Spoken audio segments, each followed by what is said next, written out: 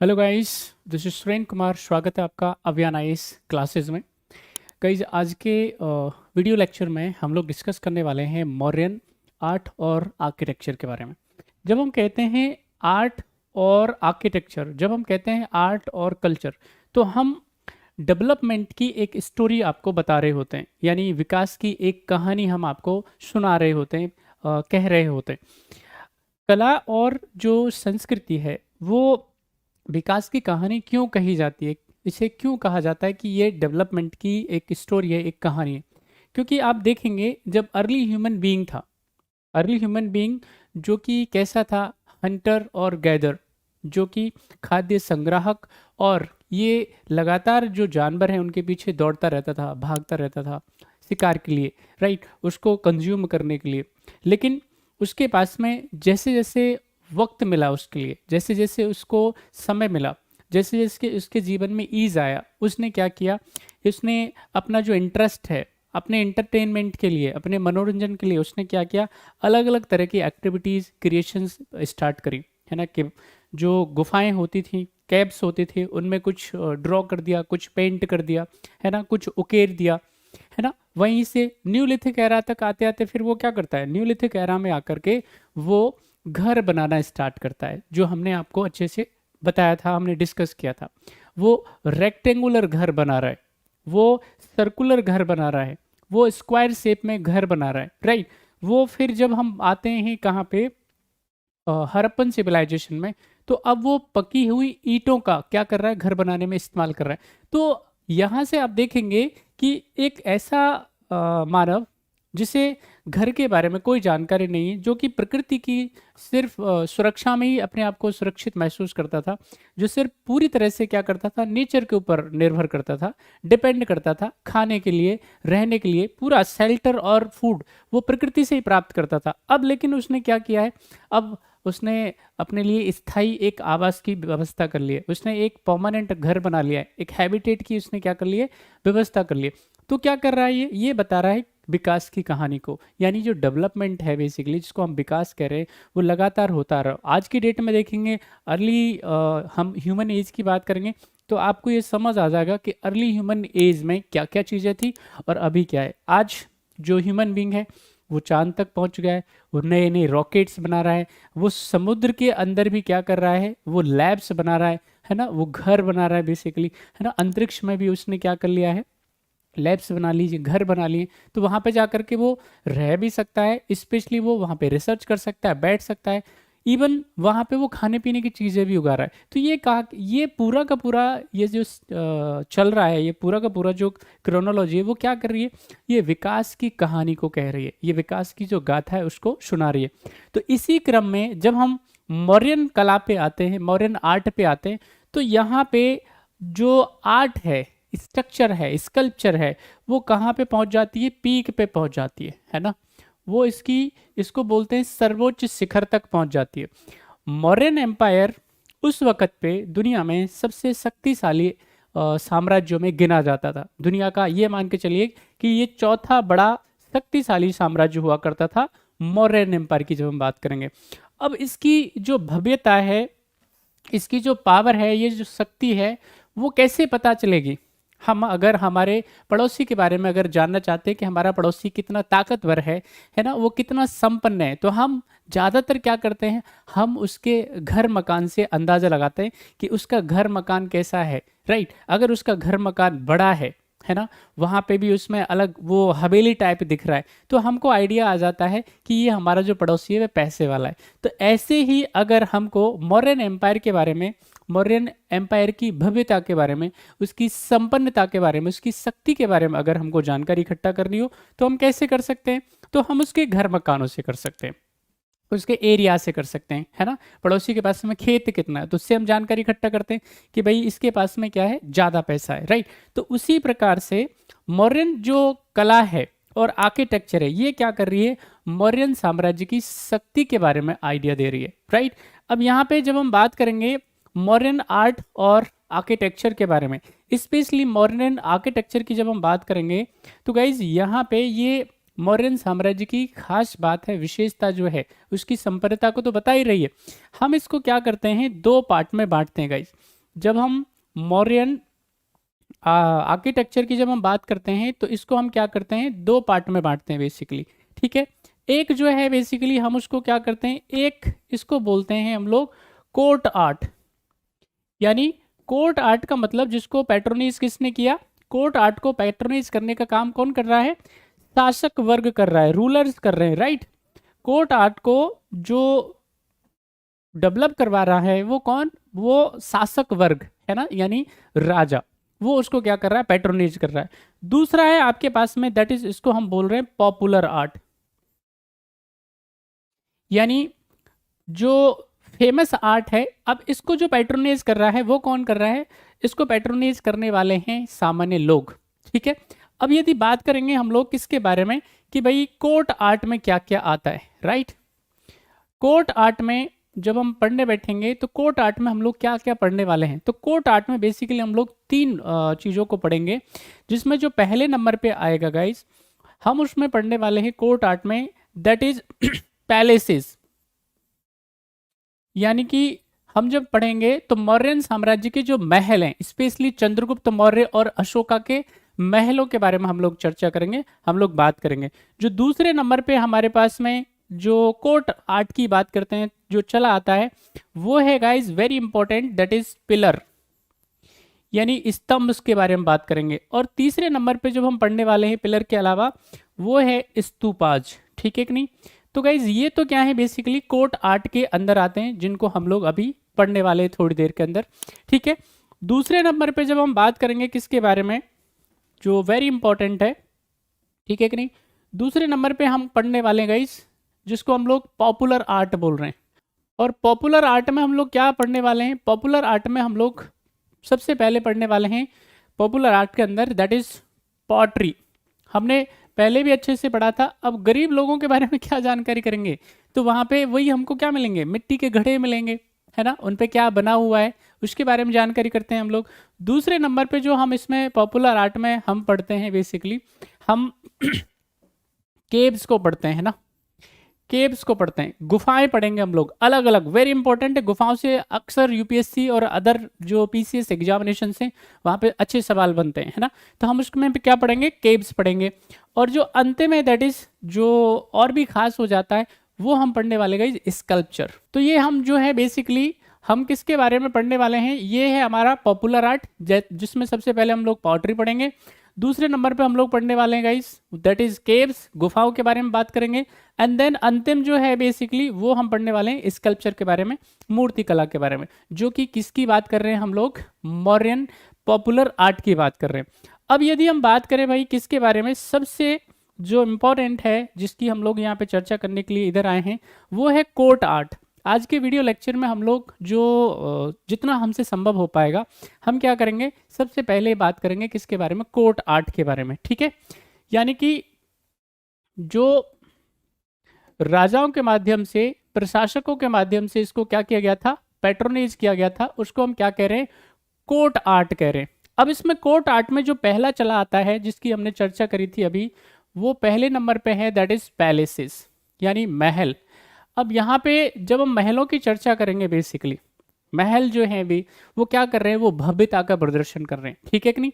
अब इसको भी किस में बांटा गया है, महलों को भी, पैलेसेस को भी किस में बांटा गया है, एक तो बांटा गया है गाइज वेरी इंपॉर्टेंट, कैपिटल, ठीक है कि नहीं, कैपिटल। और दूसरा है आपके पास में कैपिटल के अलावा, यानी कि एक तो राज्य की राजधानी बेसिकली, और उसके बाद में यहाँ पे रेजिडेंस हाउस, है ना। अब यहाँ पे कैपिटल और रेजिडेंस में फर्क क्या है, हम ऐसा क्यों पढ़ रहे हैं, बेसिकली देखिए, जब हम बात करेंगे किसके बारे में, चंद्रगुप्त मौर्य के पैलेस के बारे में, चंद्रगुप्त मौर्य के महल के बारे में बात करेंगे, तो चंद्रगुप्त मौर्य का जो महल है बेसिकली वो इतना भव्य है, इतना ज़्यादा सुंदर है, वो इतना ज़्यादा भव्यता से भरा हुआ है कि उसकी जो तारीफ है वो मैगस्थनीज कर रहा है। मैगस्थनीज जो कि चंद्रगुप्त मौर्य के दरबार में क्या है, राजदूत के तौर पे आता है सेल्यूकस निकेटर के, वो क्या कर रहा है, याद रखें आप, इंडिका उसकी पुस्तक का नाम है, वेरी इंपॉर्टेंट बुक है, उसमें हमारे यूरोप के साथ में क्या व्यापारिक संबंध थे उसकी जानकारी मिलती है। उस टाइम के जो हम एथेंस और बाकी शहरों की बात करेंगे तो वहाँ पे हमारा व्यापारिक संबंध कैसा था उसकी जानकारी यहाँ से मिलती है। तो वो किसके दरबार में आ रहा है, किसके कोर्ट में आ रहा है, वो आ रहा है चंद्रगुप्त मौर्य के कोर्ट में। अब चंद्रगुप्त मौर्य के जब दरबार में वो यहाँ पे लगभग 9 साल रह रहा है तो वो क्या करता है, चंद्रगुप्त मौर्य के दरबार की जानकारी लिखता है अपनी इंडिका में। और वो चंद्रगुप्त मौर्य के जो महल है, उसका जो पैलेस है, उसे मानवता का बेहतरीन नमूना उसको कहता है, यानी the best creation of the Mankind. दुनिया की इस तरह की बेहतरीन जो कलाकारियां हैं वो कहीं और उसको शायद मुझे लगता है देखने को नहीं मिलेंगी। तो इसलिए उसने क्या किया है, इसको चंद्रगुप्त मौर्य के पैलेस को, महल को दुनिया का भव्य इमारत का नाम दिया है। चंद्रगुप्त मौर्य के पैलेस की जब हम बात करेंगे तो इसका जो मटेरियल है, बेसिकली उसको जो बनाया गया था उसमें जो सबसे ज़्यादा इस्तेमाल किया गया था मटेरियल में वो था लकड़ी, वुड, उसका इस्तेमाल किया गया था। इसके अलावा इसमें क्या है, लगातार पिलर्स का इस्तेमाल हो रहा है ना। चंद्रगुप्त मौर्य के पैलेस में पिलर्स को बहुत इस्तेमाल किया गया है। अब ये जो चंद्रगुप्त मौर्य का जो पैलेस है बेसिकली वो ईरान का अकमेनियन, जब हम साम्राज्य की बात करेंगे, पर्शिपोलिस का अकमेनियन क्या है, महल है, उससे क्या हो रहा है, ये इंस्पायर्ड है बेसिकली, ठीक है कि नहीं। यदि हम बात करेंगे किसके बारे में, इसकी राजधानी के बारे में, तो यहाँ पे कैपिटल जो है इसकी बेसिकली वो क्या है, कैपिटल है इसकी पाटलिपुत्र। पाटलिपुत्र जो कि आज की डेट में क्या है, पटना में है बेसिकली, जिसका नाम आज का क्या है, पटना। पाटलिपुत्र क्या है, इसकी चंद्रगुप्त मौर्य की राजधानी है, उसकी उसकी क्या है, पहले से इसकी राजधानी है। लेकिन यहाँ पे देखेंगे इसके जो महल है बेसिकली, ठीक है, वो कहाँ पे हैं, वहीं पटना के पास में एक जगह का नाम है जिसका नाम है कुम्भरार, कुंभरार, ठीक है। तो ये जगह का नाम है जहाँ पे क्या है बेसिकली इसके क्या मिलते हैं, महल मिलते हैं, पैलेसेस मिलते हैं। अब यहीं पे आपको एक और रूलर जो है, मौर्यन रूलर, जिसका नाम है अशोका, उसके भी क्या मिल जाएंगे आपको, पैलेसेस मिल जाएंगे, उसके भी क्या मिल जाएंगे, महल मिल जाएंगे। लेकिन दोनों के, चंद्रगुप्त मौर्य और अशोका के जो पैलेसेस हैं, महल है, उसमें बेसिक अंतर क्या है कि यहाँ पे अशोका के जो पैलेस हैं वो कई जगह पे क्या है, वो 3 स्टोरी भी आपको मिलेंगे, यानी 3 मंजिला भी आपको यहाँ पे मिलेंगे, ठीक है कि नहीं।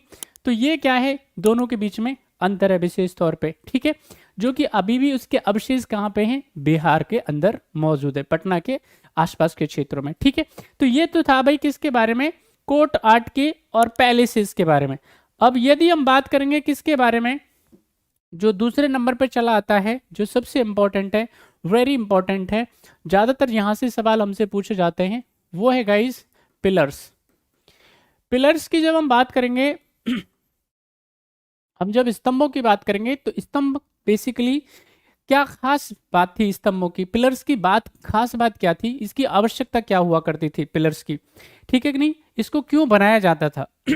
तो यहाँ पे गाइस इसका जो पिलर का जो एक इंपॉर्टेंस है, वो जो सबसे ज्यादा आपको देखने को मिलेगा वो क्या है, वो है पॉलिटिकल, यानी कि इसका जो इंपॉर्टेंस है वो कैसा है, राजनीतिक।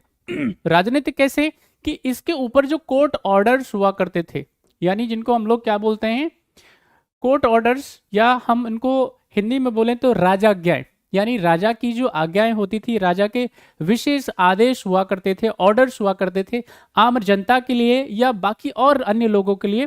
तो वो क्या है बेसिकली, इन पिलर्स के ऊपर क्या किए जाते थे, इरेक्ट किए जाते थे, उनको उत्कीर्ण कराया जाता था, उनको खोदा जाता था, उनके ऊपर लिखा जाता था बेसिकली, ठीक है।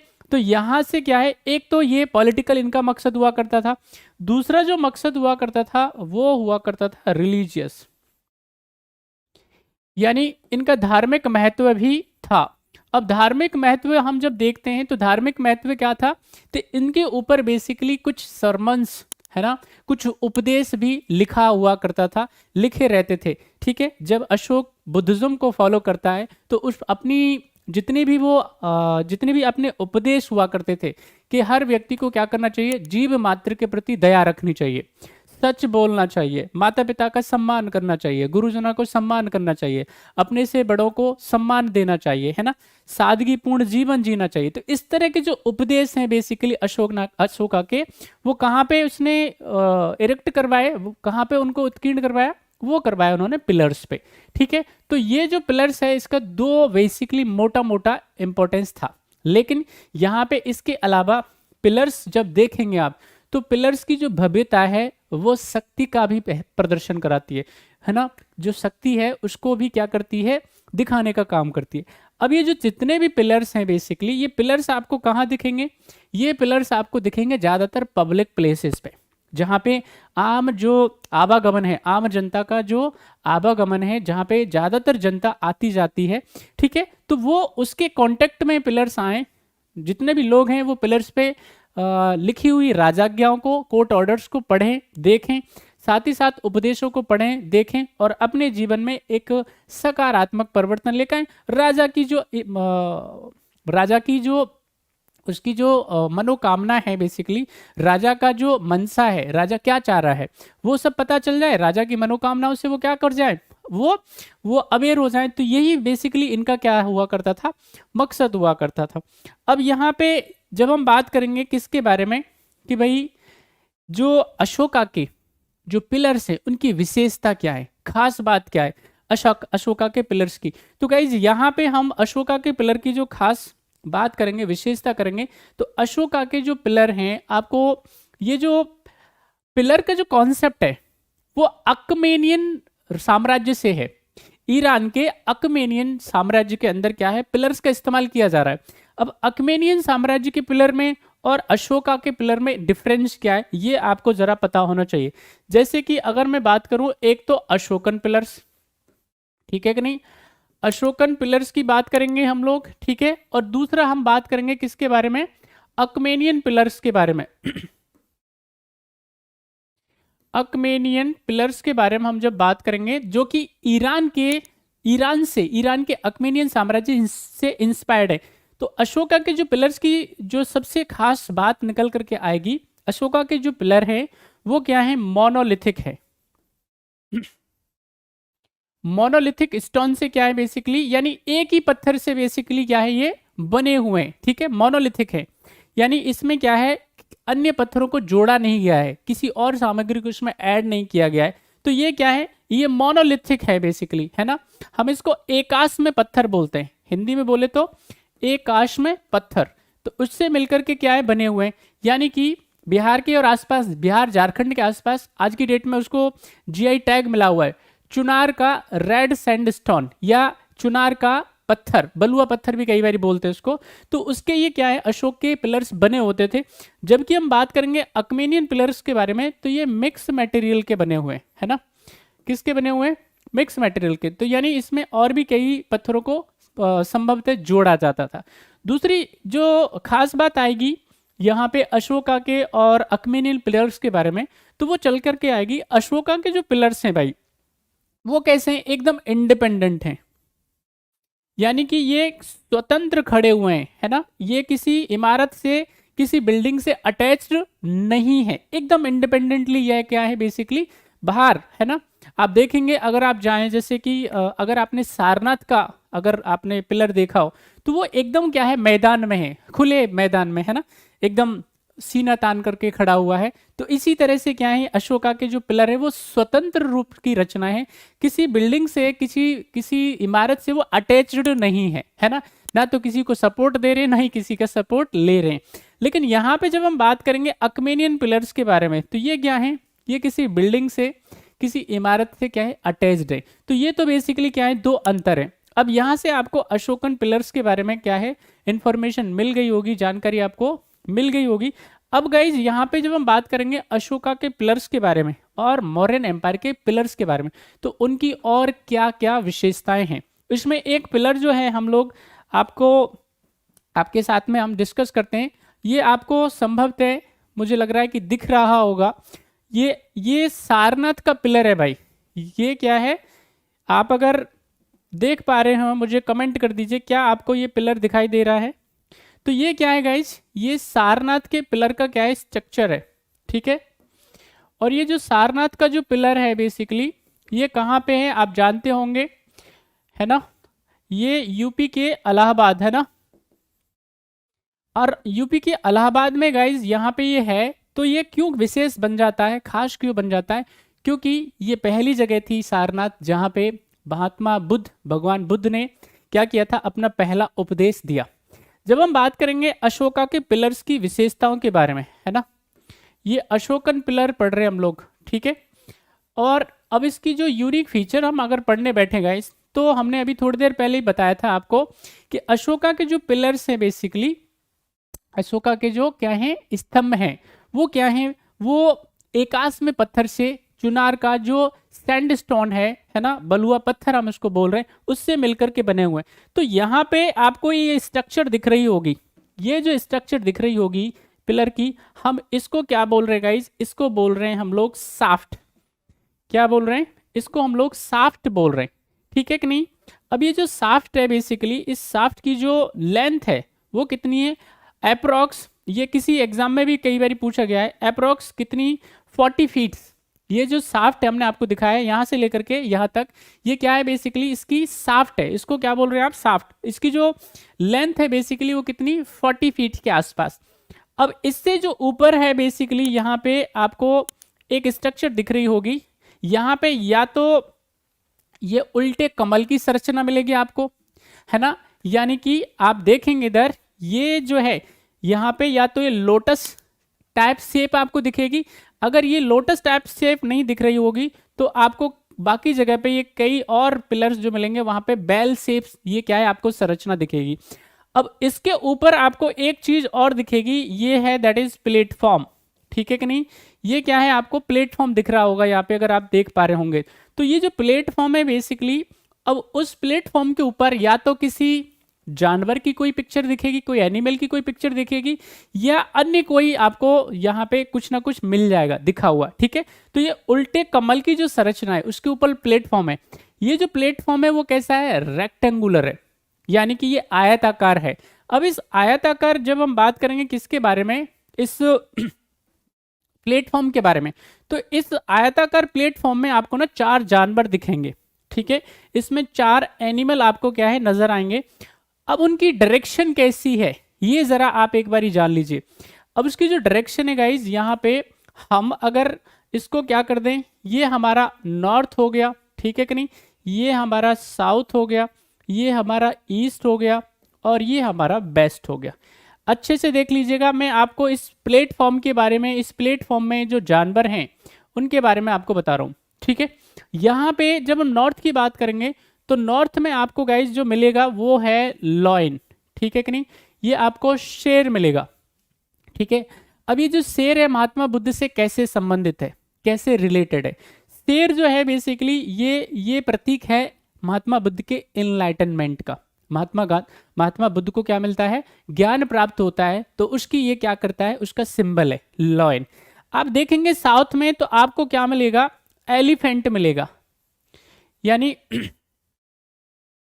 आपको क्या मिलेगा, हाथी मिलेगा, ठीक है। अब हाथी जो बेसिकली क्या है, ये बताता है ड्रीम को, क्वीन माया के ड्रीम को बताता है, यानी कि जो रानी माया है उसके सपने के बारे में जानकारी देता है।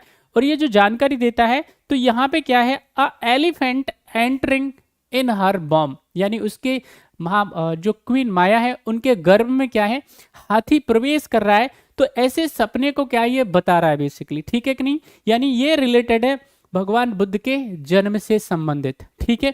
अब यदि हम बात करेंगे भाई किसके बारे में, ईस्ट के बारे में, तो ईस्ट में जब हम बात करते हैं तो यहाँ पे क्या है, एक आपको बुल दिखेगा, वृषभ दिखेगा, ठीक है कि नहीं, आपको क्या मिलेगा, बुल दिखाई देगा। अब ये जो बुल है बेसिकली वृषभ राशि को दिखा रहा है ना, जो उनके जन्म के संबंध, उनके जन्म के समय में जो राशि है बेसिकली भगवान बुद्ध की राशि के बारे में ये जानकारी दे रहा है। अब यदि हम बात करेंगे किसके बारे में, वेस्ट की तरफ, ठीक है कि नहीं, तो वेस्ट में आपको यहाँ पे एक एनिमल दिखेगा जो कि क्या है, हॉर्स है, घोड़ा है। ये घोड़ा जो है बेसिकली ये भगवान बुद्ध के महाभिनिष्क्रमण से संबंधित है, यानी उनके गृह त्याग के बारे में ये जानकारी देता है। ऐसा माना जाता है जातकों के हिसाब से कि घोड़े पे बैठ कर के ही क्या है, जो भगवान बुद्ध हैं उन्होंने अपना घर छोड़ा था। तो ये चीजें क्या मिल रही हैं आपको यहाँ पे प्लेटफॉर्म पे दिख जाएंगी, राइट, इस प्लेटफॉर्म पे आपको नजर आ जाएंगी। तो ये तो इसके बारे में था। अब उसके बाद आप देखेंगे कि उसके ऊपर क्या रखा हुआ है, एक और स्ट्रक्चर है, ठीक है, जो कि क्या है, आपको यहाँ पे 3 लॉयन बेसिकली दिखाई दे रहे होंगे, ठीक है, यहाँ पे जानवर दिखाई दे रहे होंगे, ठीक है। अब यहाँ पे ये जो है बेसिकली अशोका का जो सारनाथ पिलर है, बेसिकली हमने उसको क्या लिया है, नेशनल एम्ब्लेम लिया है हमारा, है ना, राष्ट्रीय चिन्ह के तौर पे हमने क्या किया, इसको स्वीकार किया है। आप कमेंट करके मुझे बताएंगे कौन से साल में हमने इसको अपना नेशनल एम्ब्लेम इसको स्वीकार किया था, ठीक है कि नहीं। इसके ऊपर लिखा हुआ है देवनागरी के अंदर, ठीक है कि नहीं। मुंडको उपनिषद में हमने आपको बताया था अथर्ववेद का क्या है, एक उपनिषद है, ठीक है कि नहीं, जिसका नाम क्या है, मुंडको उपनिषद। और मुंडको उपनिषद में से हमने क्या किया है, मुंडको उपनिषद में हमारी स्क्रिप्ट है, लिपि है, जिसका नाम क्या है, देवनागरी स्क्रिप्ट। और उस देवनागरी में लिखा है सत्यमेव जयते, यानी ट्रुथ अलोंग ट्रम्प, यानी जो सत्य है वो अकेला ही विजेता होता है, उसकी विजय होती है। ये हमने कहां से लिया है, पिलर से लिया हुआ, ठीक है। तो गाइस ये किसके बारे में था, कोर्ट आर्ट के पिलर स्ट्रक्चर के बारे में। आई होप यहां तक ये आपको समझ में आ गया होगा। अब हम चलते हैं भाई, जो तीसरा इंपॉर्टेंट चला आता है दैट इज स्तूपा, है ना, वेरी इंपॉर्टेंट। यहां से भी अक्सर आपसे क्या है, सवाल पूछे जाते हैं। अब ये जो स्तूपा है, आपको एक स्ट्रक्चर इसकी दिख रही होगी, है ना, स्तूपा के बारे में। देखिए वैदिक टाइम से भी स्तूपों के बारे में कुछ कुछ जानकारी तो मिलती है, लेकिन स्तूपों को पॉपुलर करने का जो काम किया वो किया अशोका ने। अशोक ने क्या किया, इनको पॉपुलराइज करने का काम किया। किसको, स्तूपास को। अब ये स्तूपा जो है बेसिकली है क्या, ठीक है कि नहीं, आपको याद होना चाहिए स्तूपा क्या होते हैं। इनको स्तूपा को बोला जाता है ब्यूरियल माउंट्स, यानी जब कोई क्या कर जाता है, कोई बौद्ध मॉन्क जो है वो एक्सपायर कर जाता है बेसिकली, तो क्या किया जाता है, जब उसको उसका ब्यूरियल किया जाता है, उसको दफनाया जाता है, उसके ऊपर एक क्या कर दी जाती है, एक खास स्ट्रक्चर बना दी जाती है, एक विशेष संरचना का निर्माण कर दिया जाता है, जिसको लोग क्या करते हैं, बहुत श्रद्धा भाव से देखते हैं, उसकी प्रदक्षिणा करते हैं, उसकी पूजा करते हैं। उसको ही क्या कहा जाता है, उसको कहा जाता है स्तूप, ठीक है कि नहीं। अब यहाँ पे जो स्तूप है बेसिकली, हम जब बुद्धिज्म के हिसाब से बात करेंगे तो भगवान बुद्ध के संबंध में, है ना, कई जगह पे आपको 8 मिलेगा, कई जगह पे 9 मिलेगा। तो यहाँ पे क्या है, 9 बेसिकली क्या है, स्तूपों के बारे में चर्चा आपको मिलेगी, है ना। अब ये कहाँ कहाँ पे, कौन कौन सी जगह पे, कमेंट करके आप मुझे बता देंगे 9 की 9 स्तूप। इसमें 9 जब हम बात करेंगे तो 8 तो क्या है, उनके जो रिलेसेस है, यानी उनके भगवान बुद्ध के जो अवशेष हैं उनके संबंध में। और जो 9वां वो है उसका पॉट, यानी कि जिन रिलेसेस को, जिन अवशेषों को क्या किया गया था, इसके अंदर रखा गया था, तो वो क्या करता है, इसकी जानकारी देता है, ठीक है। ऐसा कहा जाता है कि अशोका ने इन 8 के 8 स्तूपों को तुड़वा करके, है ना, पूरे के पूरे भारतवर्ष में लगभग कितने 84,000 स्तूपों का निर्माण करवाया। 84,000 स्तूप आज को उसने क्या किया, बनवाया, और पूरे भारत में बनवाया बेसिकली। तो अब यहाँ पे क्या है, हम बात कर लेते हैं किसके बारे में, स्तूप की स्ट्रक्चर के बारे में, आर्किटेक्चर के बारे में बात कर लेते हैं, ठीक है कि नहीं।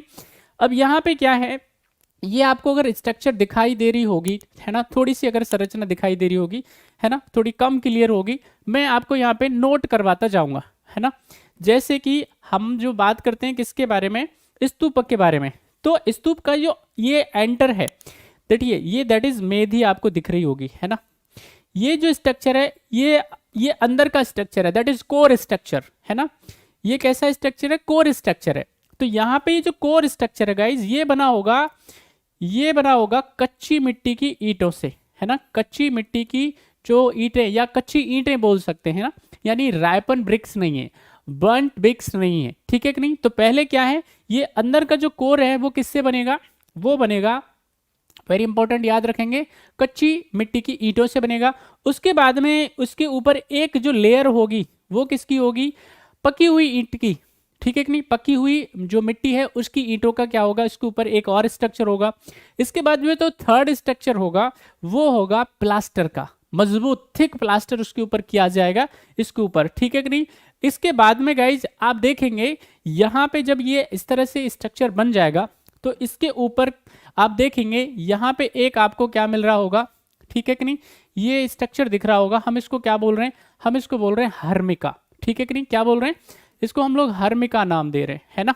इसके ऊपर क्या है, एक इस तरह का एक आपको स्ट्रक्चर दिख रहा होगा, एक लेंटिल टाइप दिख रहा होगा, एक तार के जैसा कुछ दिख रहा होगा, हम इसको यष्टि कह रहे हैं, है ना। इसको नाम क्या दे रहे हैं, यष्टि दे रहे हैं। उसके जस्ट ऊपर जो है बेसिकली इस तरह की संरचना जो दिख रही है आपको, उसको हम छत्र बोल रहे हैं, ठीक है कि नहीं। तो छत्र जो है बेसिकली आपको दिखेगा यहाँ पे। इसके अलावा जो दो चीजें याद रखेंगे, एक तो मेधी और उसके बाद में यहाँ पे आपको ये मिल रहा होगा तोरण, तोरण द्वार बोल रहे हैं आप इसको, है ना, एंट्री गेट बोल रहे हैं, ठीक है। अब ये जो तोरण है ये वेस्ट तोरण हो गया और ये ईस्ट तोरण हो गया, ठीक है कि नहीं। ईस्ट और वेस्ट तोरण और इसके बाद में मेधी, इनको क्या किया जाता था, वुडन स्ट्रक्चर से डेकोरेट किया जाता था। यानी कि जो लकड़ी की स्पेशली संरचनाएं होती हैं उनसे क्या किया जाता था, इनको डेकोरेट करने का काम बेसिकली किया जाता था। ये जो स्ट्रक्चर आपको दिख रही होगी गाइस, इसको हम क्या बोलते हैं, स्तूपा डोम, ठीक है कि नहीं, इसको स्तूपा डोम कहा जा रहा है। तो ये किसके बारे में, पूरा का पूरा स्तूप के बारे में है, जो कि कोर्ट स्ट्रक्चर हुआ करता था। लेकिन जब हम बात करेंगे किसके बारे में, पोस्ट मॉडर्न आर्किटेक्चर के बारे में, तो यहाँ पे क्या है, ईंट के स्थान पे, ईंट के स्थान पे पोस्ट मॉडर्न जब पीरियड आएगा तो इसमें स्तूप और ज़्यादा भव्य हो जाएंगे और ज़्यादा सुंदर हो जाएंगे, उनकी आर्किटेक्चर और अच्छी हो जाएगी। यानी कि यहाँ पे क्या है, अभी जो कच्ची ईंट और पक्की ईंट का इस्तेमाल हो रहा है, अब वहाँ पे पत्थर का इस्तेमाल होना स्टार्ट हो जाएगा। तो गाइज ये पूरा का पूरा किसके बारे में था आज, पूरा का पूरा court art, that is Mauryan court art. तो इसके बारे में था, हमने डिस्कस किया था, अच्छे से बात करी थी पैलेसेस के बारे में, देन हमने पिलर्स को देखा और देन स्तूपा के बारे में देखा।